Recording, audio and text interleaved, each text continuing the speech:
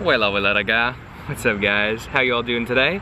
I hope well. In this video I want to talk to you guys a little bit about Italian pronunciation. Let's get a little in depth here, okay? Let's get technical. The first thing that I want to concentrate on is the stress of syllables. Here's a word. If I were to read this just normally, me being a native English speaker, I would look at this and say periodo, right? But here is what I have come to learn over the course of time of studying Italian. That's not where the stress of the word is supposed to be. I'm not supposed to be putting stress on the end of the word. It's on the beginning. So in Italian, I have to say periodo, okay? Periodo. So the first thing that I want to share with you guys is the stress of syllables. Generally speaking, in Italian, it's at the beginning of the word, whereas in English, it's at the end of the word.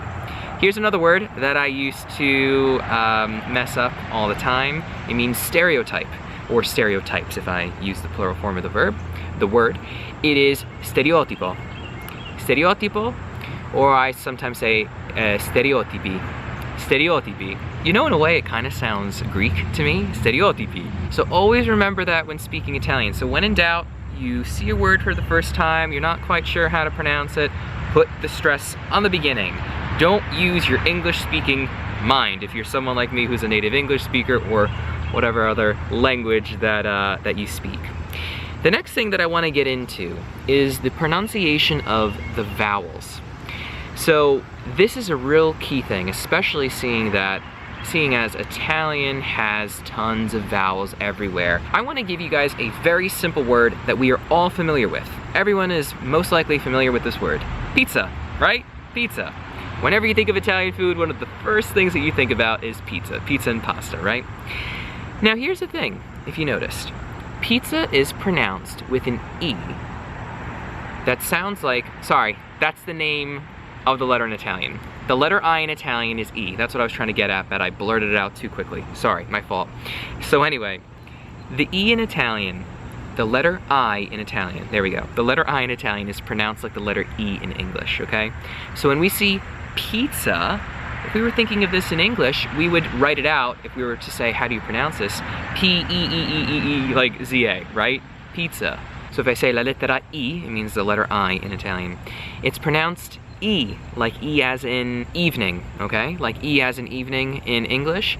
That is how you pronounce the letter I in Italian. So you guys already know how to do that. Just take a look at the word pizza. You're used to it. And also, the letter A, if you noticed, you pronounced it A. Okay, now A in English has two sounds. Its name, A, and then also the sound, ah. It's also that more posh sound, right? Like, ah, how great to see you. You know, it's that more rounder sound. Always keep that in mind when trying to pronounce words in Italian, like the verb mangiare. Mangiare is how you pronounce the word. A lot of people who are native English speakers, when they're trying to think, okay, how would this sound in Italian? I don't know that much. I would probably say mangiare. Mangiare, right? I bet you hear a lot of people who say that. Now, let's break down this word, okay? Because the E is something I really want to concentrate on, that nice, tight E. E in Italian is tight, okay? The letter E. The letter E in English, so E in Italian. But even look at how you pronounce this letter. La lettera E, okay? E. I might be doing a little bit more on the exaggerated side, okay? A little bit, maybe too accentuated, but I'm just doing it for educational purposes, okay? E. It's not E. So it's not mangiare, A. That sound they don't have in Italian. It's mangiare, E, okay? Thin, tight E, okay? Mangiare. If you tighten your E, for those of you who struggle with pronouncing the R, with rolling your R's in Italian, I think this might help you. Because when I say mangiare, it's harder to roll my R. Mangiare, mangiare. It's mangiare. It's too hard to do that. But if you tighten your E, maybe you'll find it a little bit easier to roll your R. Mangiare. Mangiare. Okay? Re. Like the word for king in Italian is re. Re. Re or Regina. Regina is a queen. Look at this word. Re, tight E, G. The I sounds like a letter E in Italian. Wait, the letter I in Italian sounds like the English E, okay? Regina. Na, that nice round, open, accentuated A, like ah, open your mouth, okay? Or like the posh sounding ah when we're saying it's hard, it's so hard, you know? That nice posh sounding A. That's the way that I like to think about it. But if it's easier for you to think, like open your mouth, go with that, whatever works for you, you know? So, I really wanted to concentrate on vowels because that is a real key. Vowels and the stress on syllables. Periodo, periodo. Tight E. Periodo. Okay? Pizza. Mangiare.